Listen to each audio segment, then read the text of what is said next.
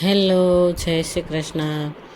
ચાલો પાત્રા બનાવીએ. ત્યાર પહેલાં ફુદીનો મસ્ત મસ્ત લીલો છમ ઉતારી લઈએ. ફુદીનો ઉતારી અને ફુદીનો અને મરચાં, કોથમીરના દાંડલા, આદુ અને જીરું, આખું જીરું, શેકેલું નહીં, આખું જીરું અને પાત્રા. આ મારા જ ફળિયાના પાત્રા છે ભાઈ. ચાલો આ આપણે બનાવીએ પાત્રા.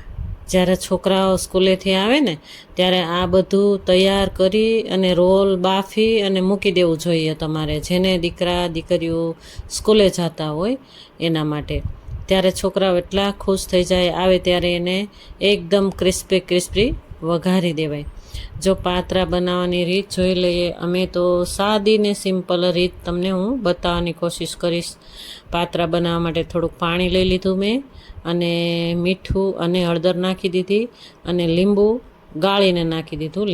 એક લીંબુનો રસ કાઢ્યો હતો, એમાંથી જોઈતું જ ગાળ્યું. અને ચણાનો લોટ, જો આ ચણાની દાળનો લોટ છે એટલે ચાળી અને ડબ્બો ભરીને મેં મૂકી દીધું હતું. એ લોટ છે એટલે એકદમ ઘોળ તૈયાર કરવાનું, નહીં જાડું નહીં પતલું. આનું કોઈ માપ ન હોય, આપણા હાથમાં આવે ને એ જ ખબર પડી જ જાય કે આટલો માપથી બનાવવાના. અને આ પાત્રા એટલા ટેસ્ટી થાય છે. સાથે સાથે જો આ જીરું નાખી દીધું અને આ મરચાં, આદુ અને કોથમીરના દાંડલા પણ છે, એ પણ સાથે સાથે મેં નાખી દીધા. અને આ ફુદીનાના પાન, ચટણી લીલી છમ બનાવવાની છે.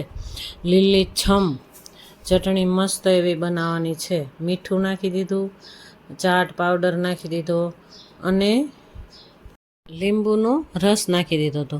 જો મસ્ત એવી લીલી છમ ચટણી તૈયાર થઈ ગઈ.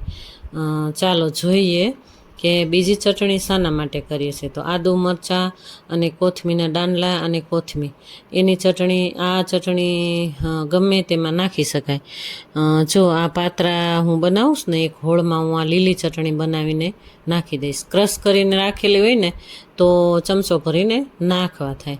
જો એમાં આપણે સંચળ પાવડર પણ ઉમેરવાનું, મીઠું, સંચળ પાવડર, ચાટ મસાલો અને જોઈતું આપણે જો તીખું કરવું હોય તો તીખા લાલ મરચાં લેવાના અને લીલા મરચાં પણ નાખવાના. અને જો જે કાંઈ તમારે ઉમેરવું હોય, ખાંડ, ગોળ, તમે જે એવું ખાતા હોય એવું. અમે તો આ ટાઈપનું ખાઈએ એટલે આ સરસ મજાના પાત્રા. જો આ તમે ક્યારેક આ રીતથી બનાવશો ને તો મસ્ત પાત્રા થશે. જો આ સરસ મજાના પાત્રા, જો કૂણા એકદમ તાજા હતા ને એટલે ખુલ્લા થતા જતા હતા. એકદમ કૂણા હતા એટલે એકદમ કુમળા પાંદડા હોય ને એટલે સરસ મજાનું ઘોળ જો પાથરી દેવાનું, ઊભું અને આડું પાત્રાનું પીસ મૂકી દેવાનું અને સરસ મજાનું ઘોળ પાથરી અને પાત્રાના રોલ કરી અને સરસ મજાના પાત્રા તૈયાર. જો ઝાઝા પતલા હોય ને કે નાના હોય ને તો 4 થી 5 લઈ લેવાના. અને જો મોટા પાન આવે ને એ હોય ને તો 3 થી 4 લઈ લેવાના.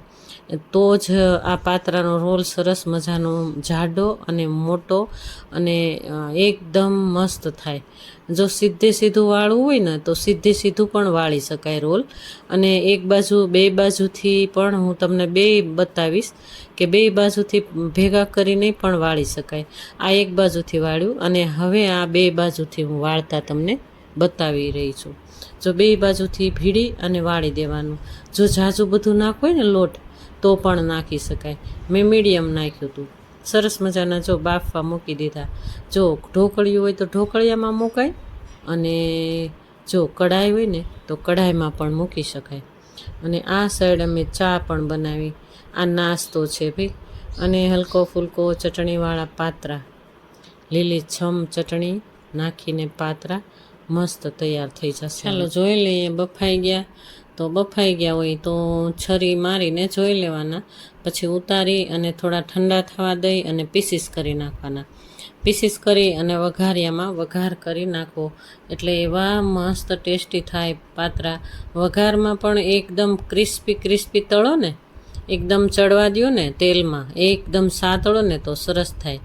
જો મારો વિડીયોઝ તમને ગમ્યો હોય તો લાઈક, શેર, સબસ્ક્રાઈબ કરજો અને મારો આ જે પાત્રાની રેસીપી છે એ તમે જોઈને ક્યારેક બનાવીને મને કમેન્ટમાં કહેજો. તમને કેવી લાગી એ પણ મને કમેન્ટમાં કહેજો. ચાલો જો પાત્રાને વઘાર સરસ મજાનો કરી નાખ્યો અને એકદમ ક્રિસ્પી તળી નાખ્યા. અને આ સાઈડ ચા અમારી થઈ ગઈ હતી તૈયાર. અને ચા નાસ્તો કરવા આવી જાઓ મારા યુટ્યુબ ફેમિલી. ચાલો મસ્ત એવો નાસ્તો તૈયાર થઈ ગયો મારો, પાત્રા અને ચા અને ચટણી સાથે. ચાલો જય શ્રી કૃષ્ણ, રાધે રાધે.